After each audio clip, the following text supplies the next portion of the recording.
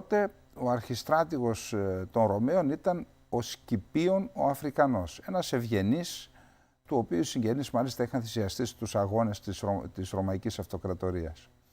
Ο Σκυπίων Αφρικανός λοιπόν, επειδή θεώρησε ότι είχε περισσότερη ισχύ από τον Ρωμαϊκό στρατό, ο στρατός του Ανίβα, απέφυγε να τον αντιμετωπίσει κατά μέτωπο και ακολούθησε την εξής στρατηγική. Επέλεξε να κτυπήσει τον Ανίβα στα μετόπισθεν, δηλαδή στην Ιβηρική Χερσόνησο όπου είχε κτήσεις και στο τέλος και στην ίδια την πρωτεύουσα, στην Καρχιδόνα.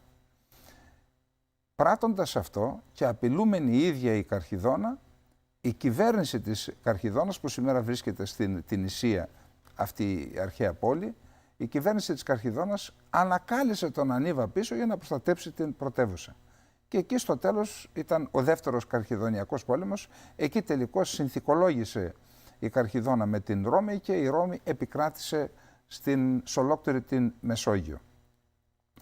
Πιθανόν αυτή τη στρατηγική ακολούθησαν και οι επιτελείς του Κιέβου και ο ίδιος ο Ζελένσκι, καθότι τον τελευταίο μήνα πρώτα κυκλοφόρησαν κάποιες πληροφορίες, κάποιες φήμες, ότι στοχεύει η Ουκρανία να καταλάβει ορισμένα εδάφη στην ρωσική επικράτεια και να τα κρατήσει και να τα ανταλλάξει με την αποχώρηση των ρωσικών στρατευμάτων από εδάφη της Ουκρανίας που τα κατέχει ιδιαίτερα μετά την εισβολή του προηγουμένου έτους.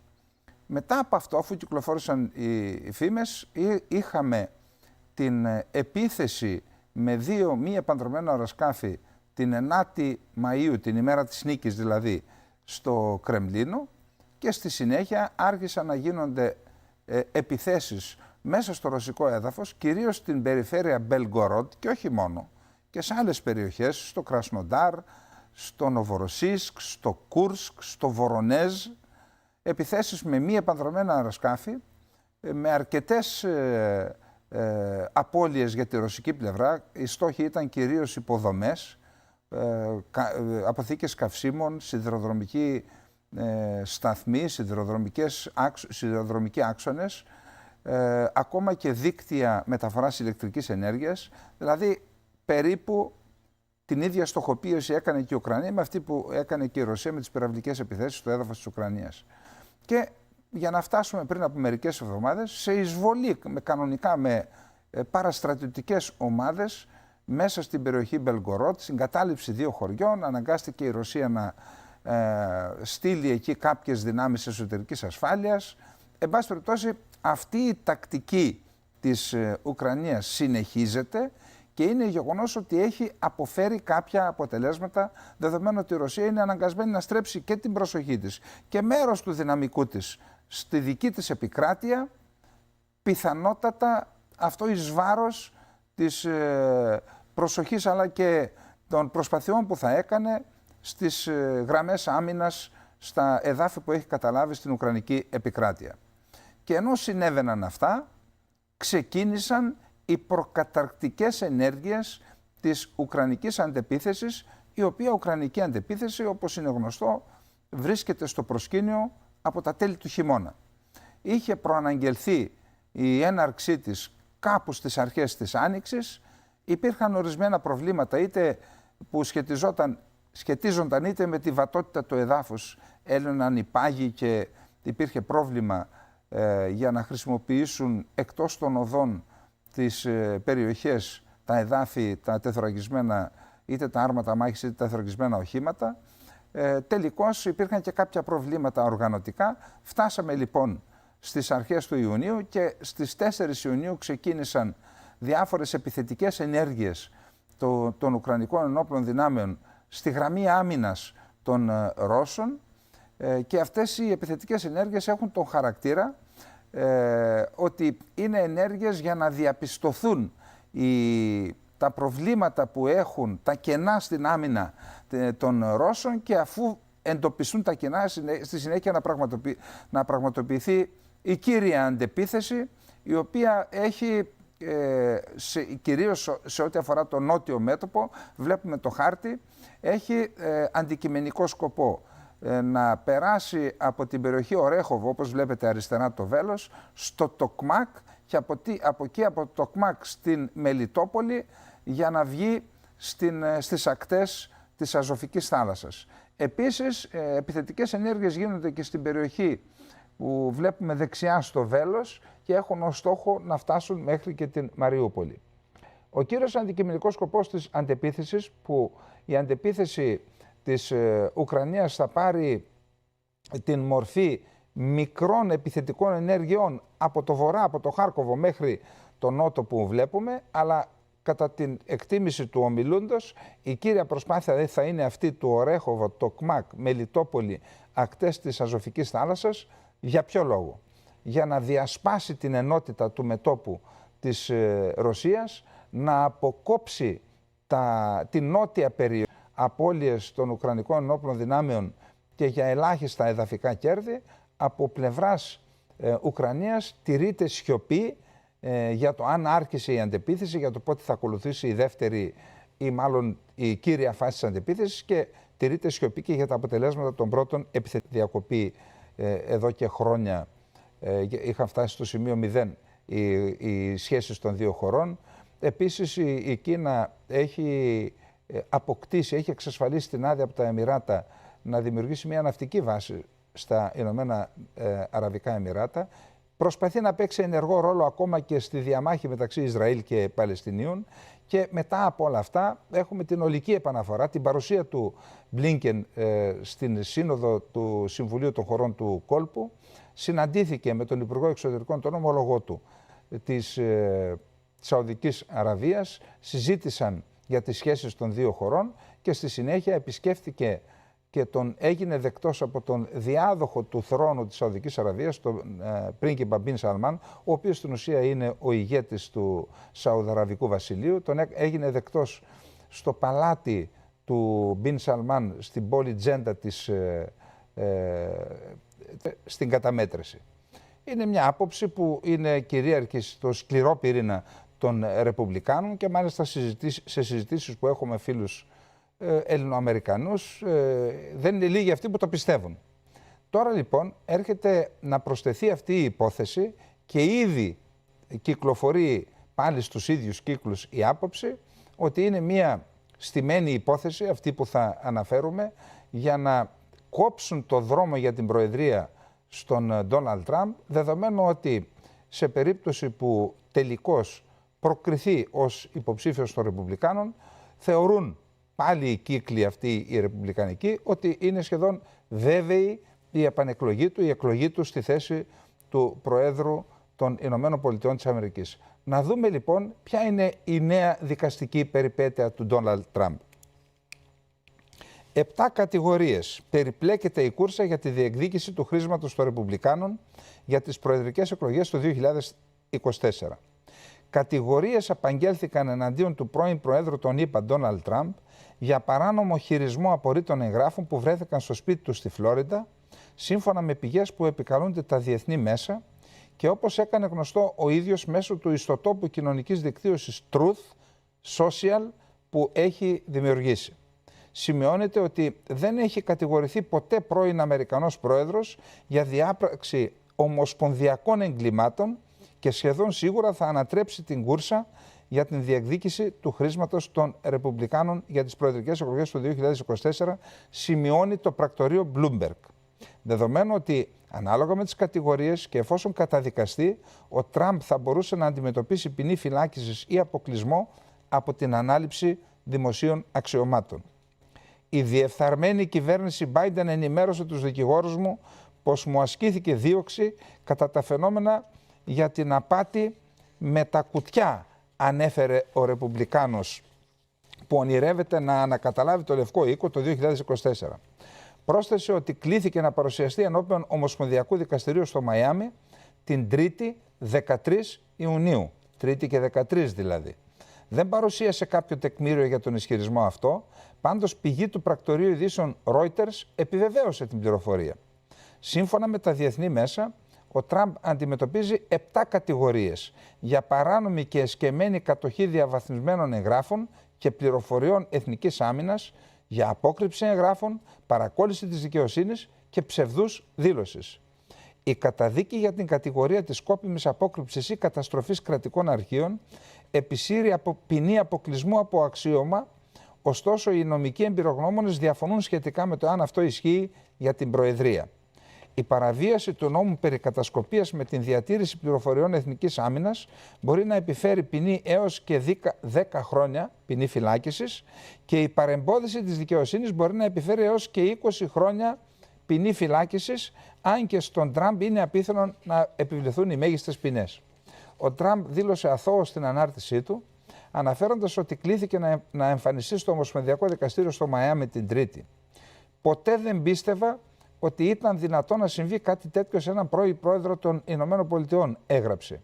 Η ομάδα του Τραμπ χαρακτήρισε το κατηγορητήριο πράξη ανοιχτού νομικού πολέμου εναντίον του υποψηφίου για το χρήσμα αλλά και για την θέση του Προέδρου των ΗΠΑ, Ντόναλντ Τραμπ. Αυτά λοιπόν για την υπόθεση Τραμπ. Φαίνεται ότι ιδιαίτερα μετά την Τρίτη που θα κληθεί από τον Ομοσπονδιακό Εισαγγελέα, θα δούμε τι τροπή θα πάρει η υπόθεση Ντόναλντ Τραμπ. Πάντως, να το ξαναπούμε, ότι η φημολογία και η φιλολογία για λειτουργία κάποιων κέντρων που θα ήθελαν να τον αποκλείσουν από τις επόμενες εκλογές, ιδιαίτερα μετά τη νέα ποινική περιπέτεια, δικαστική περιπέτεια του Ντόναλντ Τραμπ, εντείνονται και θα έλεγε κανείς και ότι αυξάνονται και όχι μόνο εντός των ΗΠΑ. Να φύγουμε λοιπόν από τις ΗΠΑ. Ο πρόεδρος συνεχίζει να κατέχει την θέση του πρόεδρου της τουρκικής δημοκρατίας. Ο Ερντογάν λοιπόν συγκρότησε τη νέα του κυβέρνηση. Ο πρώην πρωθυπουργός και θα έλεγα στενός συνεργάτης του Ταΐπ Ερντογάν, ο Αχμέντ Νταβούτογλου, που τώρα βρίσκεται στο στρατόπεδο της αντιπολίτευσης, έκανε μια δήλωση στην οποία αξίζει να αναφερθούμε. Είπε ότι ο Ερντογάν, επειδή δεν ήθελε να έχει στο επόμενο Υπουργικό Συμβούλιο ως υπουργό τον Σουλεϊμάν Σοϊλού, τον μέχρι πριν λίγες μέρες υπουργό εσωτερικών, ακολούθησε την εξής διαδικασία. Ενέταξε όλους τους υπουργούς της προηγούμενης κυβέρνησης σε εκλόγιμες θέσεις στα ψεφοδέλτια του Κόμματος Δικαιοσύνης και Ανάπτυξης και με δεδομένο ότι ο ίδιος αποφάσισε να ισχύει το ασυμβίβαστο βουλευτού και υπουργού, απέκλεισε από το επόμενο Υπουργικό Συμβούλιο τον Σουλεϊμάν Σοϊλού. Γιατί? Γιατί ο Σουλεϊμάν Σοϊλού ως υπουργός εσωτερικών είχε αποκτήσει τεράστια πολιτική δύναμη. Όμως δεν σημαίνει τα πάντα το πολιτική δύναμη. Είχε αποκτήσει πολύ σημαντικές πληροφορίες για μέλη του Υπουργικού Συμβουλίου, ίσως και για την ίδια τον οικογενειακό κύκλο του Ερντογάν, καθότι ήλθε και τα συστήματα υποκλοπών. Είχε δημιουργήσει έναν τεράστιο μηχανισμό στην αστυνομία, στο κράτος, σε όλη την τουρκική επικράτεια. Είχε δημιουργήσει πολύ σημαντικό πλούτο, καθότι ο ίδιος ως Υπουργός Εσωτερικών ήλεγχε τα κυκλώματα διακίνησης μεταναστών, διακίνησης ουσιών, αντιλαμβάνεστε, όπλων, ανθρώπων, λευκής σάρκας, από όλα αυτά έκανε μια πολύ μεγάλη περιουσία και ήταν μια ενδυνάμει απειλή για τον Ερντογάν και κυρίως για τον κύκλο του Ερντογάν για την επόμενη μέρα, για την μετά Ερντογάν ημέρα. Έτσι τον έβγαλε από την μέση και πλέον έχουμε ένα καινούργιο Υπουργικό Συμβούλιο. Στο καινούργιο Υπουργικό Συμβούλιο υπάρχουν τρεις περιπτώσεις στις οποίες πιστεύω ότι αξίζει τον κόπο να σταθούμε. Πρώτον, είναι η υπουργοποίηση του Μεχμέτ Σιμψέκ. Μεχμέτ Σιμψέκ, ένας άνθρωπος με προϊστορία στη Μέριλ Λίντς, αλλά και με πολύ καλές σχέσεις με το διεθνές χρηματοπιστωτικό σύστημα, διετέλεσε και σε προηγούμενες κυβερνήσεις του Ταΐπ Ερντογάν, διετέλεσε υπουργός Εθνικής Οικονομίας. Τώρα λοιπόν, παρότι προεκλογικά είχε πάρει αποστάσεις από τον Ερντογάν και δεν περίμενε μάλλον το εκλογικό αποτέλεσμα, δεν φαινόταν διατεθειμένος να αναλάβει τη θέση, τώρα μετά τις εκλογές, δεδομένου ότι δεν κέρδισε και η αντιπολίτευση, αποδέχθηκε τη θέση του τσάρου της τουρκικής οικονομίας. Για ποιο λόγο έκανε αυτή την επιλογή ο Ερντογάν? Σύμφωνα με τα επίσημα στοιχεία που δημοσιεύονται από τις τουρκικές αρχές, οι βραχυπρόθεσμες υποχρεώσεις της τουρκικής οικονομίας ανέρχονται στο ύψος των 200 δισεκατομμυρίων δολαρίων. Τόσα πρέπει να έχει στο χρηματοκιβώτιο η Κεντρική Τράπεζα της Τουρκίας για να ξεπληρώσει υποχρεώσεις, να ανταποκριθεί σε υποχρεώσεις οι οποίες λήγουν τον Σεπτέμβριο του τρέχοντος έτους, του 2023. Με δεδομένο ότι περιμένει συναλλαγματικές εισρωές ο Ερντογάν και το Ρο Σιμψέκ από τις εξαγωγές της Τουρκίας, από τον τουρισμό και από άλλους άδειλους πόρους, και με δεδομένο ότι δεν πρόκειται αυτές οι συναλλαγματικές εισρωές να φτάσουν το ύψος των 200 δισεκατομμυρίων, τα συναλλαγματικά αποθέματα της Τουρκίας αυτή τη στιγμή είναι μηδενικά στην Κεντρική Τράπεζα, ο Ερντογάν έχει δύο επιλογές και ο Σιμψέκ. Η μία είναι να αναζητήσει αυτά τα ποσά στην Ανατολή, δηλαδή στην Κίνα και στον αραβικό κόσμο, και η άλλη είναι να τα αναζητήσει στη Δύση. Και υπάρχει και μια υβριδική τρίτη επιλογή, να αναζητήσει στην Ανατολή, στην Κίνα και στον αραβικό κόσμο, και ό,τι δεν μπορέσει να βρει να το αναζητήσει στη Δύση. Δύση σημαίνει Διεθνές Νομισματικό Ταμείο και Παγκόσμια Τράπεζα. Διεθνές Νομισματικό Ταμείο και Παγκόσμια Τράπεζα σημαίνει Ουάσιγκτον και Βρυξέλλες. Για να έχει λοιπόν να ανοίξουν ευκολότερα αυτές οι πόρτες, έβαλε έναν άνθρωπο που, επαναλαμβάνω, ήταν στη Μέριλ Λίντς, που είχε πολύ καλές και συνεχίζει να έχει πολύ καλές επαφές με τη Δύση, οπότε είτε στην καθαρή στροφή προς τη Δύση, είτε στην υβριδική στροφή, ο Σιμψέκ να μπορέσει να ανοίξει τις πόρτες και να μπορέσει να εξασφαλίσει η Τουρκία αυτά τα τεράστια ποσά που έχει ανάγκη για τον Σεπτέμβριο. Πάντως, ήδη η τοποθέτηση του Σιμψέκ στη θέση του Υπουργού Οικονομίας είχε και τις πρώτες επιπτώσεις στην ισοτιμία δολαρίου και ευρώ με την τουρκική λίρα. Τις τελευταίες μέρες, δηλαδή μετά από τις εκλογές μέχρι την ημέρα που βλέπετε την εκπομπή, η τουρκική λίρα έχασε περισσότερο από 20% της αξίας της. Γιατί αυτό? Γιατί σε όλη τη διάρκεια του τρέχοντος έτους η τουρκική κεντρική τράπεζα προσπάθησε να κρατήσει τη λίρα κάτω από την ισοτιμία. Ένα δολάριο κάτω από τις 20 λίρες. Και για να γίνει αυτό έκαψε ο κεντρικός τραπεζίτης πάνω από 35 δισεκατομμύρια δολάρια. Αυτό όμως δεν μπορούσε να συνεχιστεί, καθότι θα πρέπει να συγκεντρωθούν τώρα στην Κεντρική Τράπεζα συναλλαγματικά αποθέματα, να αυξηθούν τα συναλλαγματικά αποθέματα της Κεντρικής Τράπεζας με στόχο τον Σεπτέμβρη. Έτσι λοιπόν σταμάτησε η παρέμβαση της Τουρκικής Κεντρικής Τράπεζας στις αγορές και είχαμε την κάθετη πτώση της ισοτιμίας της τουρκικής λίρας. Αυτά για τον Σιμψέκ, την οικονομία και τη λίρα. Πάντως, για να μην δίνονται λάθος εντυπώσεις, δεν κινδυνεύει η τουρκική οικονομία. Θα βρει λύση ο Ερντογάν και ο Σιμψέκ, δεν θα πτωχεύσει η Τουρκία, είναι μια προσωπική εκτίμηση του ομιλούντος. Όμως η τουρκική οικονομία, παρόλα τα προβλήματα που έχει, κυρίως στο συναλλαγματικό τομέα, η τουρκική οικονομία έχει μια ισχυρή παραγωγική βάση και μια δυναμική εξαγωγική, η οποία δεν επιτρέπει στην τουρκική οικονομία να οδηγηθεί στο γκρεμό. Με δεδομένο ότι το εξωτερικό χρέος της Τουρκίας δεν ξεπερνάει το 70% σε σχέση με το ΑΕΠ. Η δεύτερη επιλογή στην οποία πρέπει να σταθούμε είναι η τοποθέτηση στη θέση του Υπουργού Άμυνας, αντικατέσταση του Χουλουσί Ακάρ, του στρατηγού Γκιουλέρ. Ο στρατηγός Γκιουλέρ ήταν μέχρι πριν από λίγες μέρες αρχηγός του Γενικού Επιτελείου Εθνικής Άμυνας της Τουρκίας. Από υποστράτηγος υπηρέτησε επικεφαλής στις στρατιωτικές πληροφορίες, στην υπηρεσία στρατιωτικών πληροφοριών του ΓΕΘΑ. Στη συνέχεια υπηρέτησε ως αντιστράτηγος διοικητής στρατοχωροφυλακής, δεύτερος αρχηγός ΓΕΘΑ. Στην Τουρκία δεν υπάρχει αρχηγός και υπαρχηγός. Υπάρχει Α αρχηγός ΓΕΘΑ και Β αρχηγός ΓΕΘΑ.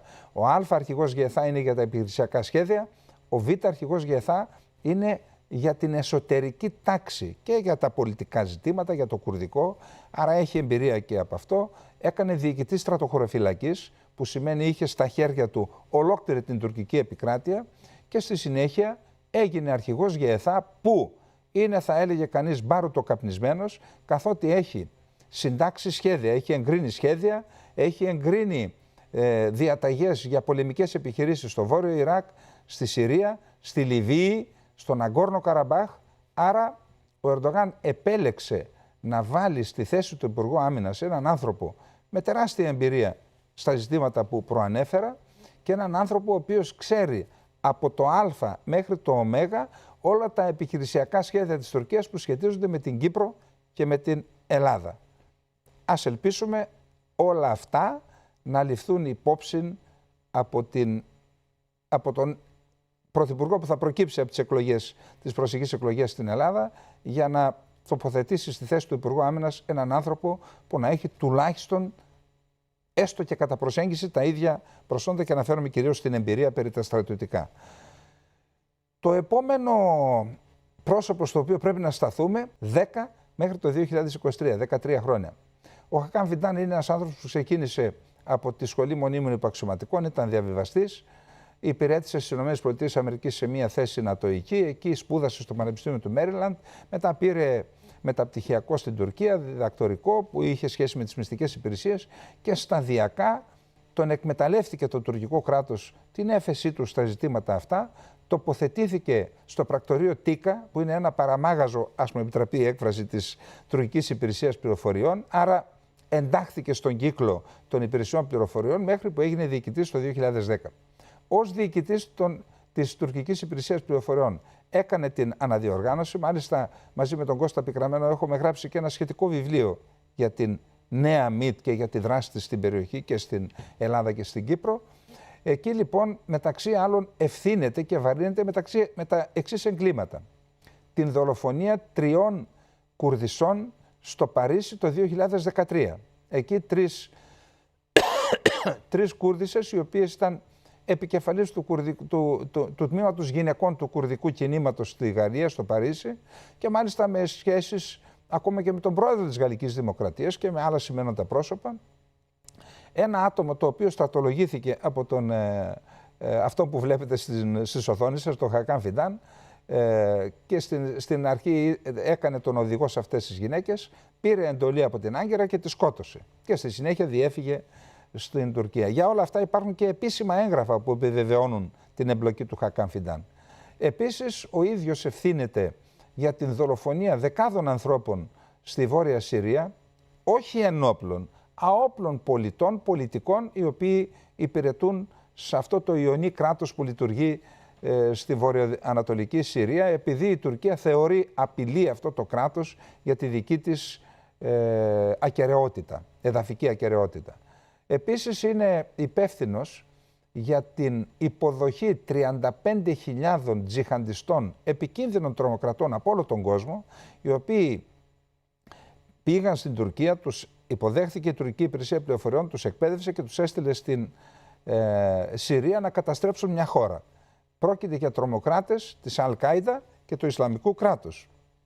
Βασικός συντονιστής λοιπόν ο νέος επικεφαλής της τουρκικής διπλωματίας. Επίσης είναι ο άνθρωπος ο οποίος χρηματοδοτεί και κατευθύνει τις επιχειρήσεις στη Λιβύη, στον Αγκόρνο Καραμπάχ. Αυτός ο άνθρωπος λοιπόν είναι υπεύθυνος και για τις απαγωγές τουλάχιστον 120 ατόμων που φέρονται ως μέλη του δικτύου Γκουλέν, απαγωγή από ξένες χώρες, με την συνένεση των ξένων χωρών τους μετέφερε στην Τουρκία, ορισμένων αγνοείται η τύχη, πιθανόν του δολοφονήθηκαν, βασανίστηκαν. Ένας άνθρωπος λοιπόν που έχει βαμμένα τα χέρια του με αίμα, βουτυγμένα στο αίμα αθώων ανθρώπων, έχει αναλάβει την ευθύνη της τουρκικής εξωτερικής πολιτικής. Ποιο είναι αυτό το θέμα στο οποίο πρέπει να σταθούμε? Ότι οι υπηρεσίες πληροφοριών έχουν τη δυνατότητα να δράσουν με 2 τρόπους. Είτε με ήπια ισχύ, είτε με σκληρή ισχύ. Σκληρή ισχύ σημαίνει και ένοπλη δράση της υπηρεσίας, όπως αυτή που επέλεξε ο Χακάν Φιντάν, προφανώς με την έγκριση του Τούρκου Προέδρου. Εδώ λοιπόν φαίνεται ότι να σημειώσουμε ή μάλλον να υπογραμμίσουμε ότι αυτή η σκληρή ισχύς δεν εφαρμόστηκε στη Δύση ή μάλλον μόνο στην περίπτωση της Γαλλίας, στη δολοφονία των 3 Κουρδισσών, και πριν από λίγους μήνες είχαμε και μία άλλη επίθεση που στο Παρίσι με πάλι νεκρούς επιφανείς Κούρδους, που αναζητάται πάλι ο ρόλος της τουρκικής υπηρεσίας πληροφοριών. Με εξαίρεση αυτά τα 2 γεγονότα, σκληρή ισχύς στη Δύση δεν εφαρμόστηκε. Εφαρμόστηκε στην περιοχή της Μέσης Ανατολής, του Ιράκ, της Συρίας και στη δικιά μας περιοχή που έχει κάνει κάποιες ανάλογες επιχειρήσεις. Άρα αυτό που θα μπορούσαμε να περιμένουμε είναι ότι πλέον ως Υπουργός Εξωτερικών θα ακολουθήσει την ίδια πολιτική στις συγκεκριμένες περιοχές, ενώ με τη Δύση θα προσπαθήσει να δείξει ένα διαφορετικό πρόσωπο. Ήδη είχαμε την πρώτη τηλεφωνική επικοινωνία του κυρίου Μπλίνκεν, του Υπουργού Εξωτερικών των ΗΠΑ με τον Χακάν Φιντάν. Τέθηκε το ζήτημα της ένταξης της Σουηδίας στο ΝΑΤΟ, να άρει η Τουρκία το βέτο, και το ζήτημα των F-16 συσχετίστηκε μάλλον, και το θέμα της συμφωνίας για τα σιτηρά, για τη μεταφορά σιτηρών από την Ουκρανία στις διεθνείς αγορές. Πάντως, αυτό που θα πρέπει να απασχολήσει τη Λευκοσία και την Αθήνα και σε πολιτικό και σε διπλωματικό επίπεδο είναι η πρόθεση του Ερντογάν να συσφίξει περαιτέρω τις σχέσεις του και με το Ισραήλ και με την Αίγυπτο.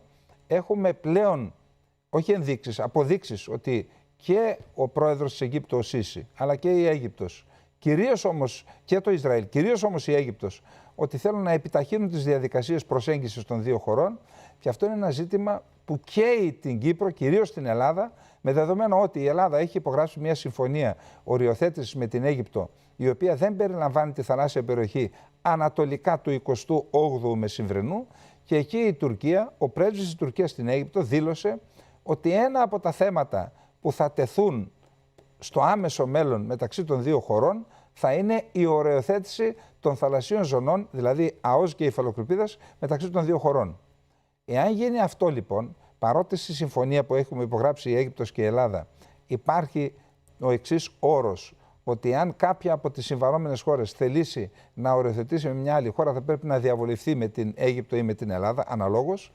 Παρόλα αυτά υπάρχει ένα τεράστιο ζήτημα και κινδυνεύει η Ελλάδα, εάν δεν πάρει μέτρα από τώρα, να δει την αποκλειστική οικονομική ζώνη της Ανατολικής Μεσογείου, η οποία της ανήκει με βάση το διεθνές δίκαιο, να λεηλατείται από την Τουρκία και από μία μέχρι χθες τουλάχιστον φίλη χώρα όπως είναι η Αίγυπτος.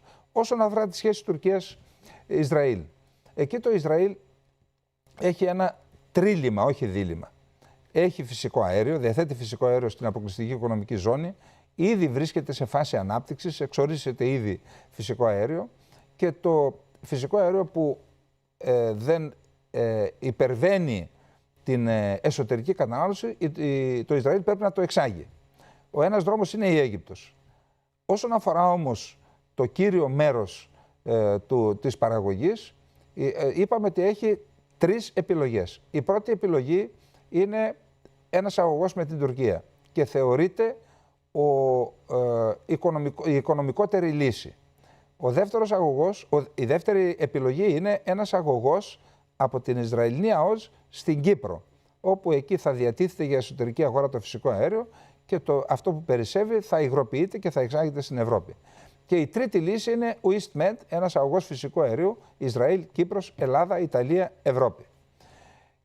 Όσον αφορά λοιπόν την πρώτη επιλογή για την Τουρκία, υπάρχει το εξής ζήτημα, ότι για να οδεύσει ο αγωγός αυτός στην Τουρκία θα πρέπει να περάσει είτε από τη Συριακή είτε από την Κυπριακή αποκλειστική οικονομική ζώνη. Για να περάσει από την Κυπριακή αποκλειστική οικονομική ζώνη πρέπει να δώσει την άδειά της η Κύπρος και κατά κάποιο τρόπο να συμβληθεί σε αυτό και η Τουρκία, η οποία δεν αναγνωρίζει την Κυπριακή Δημοκρατία. Πάντως αναφέρονται ενστάσεις, δημοσίως έχουν εκφραστεί από πλευράς του Ισραήλ για την οικονομικότερη λύση που είναι ο αγωγός προς την Τουρκία.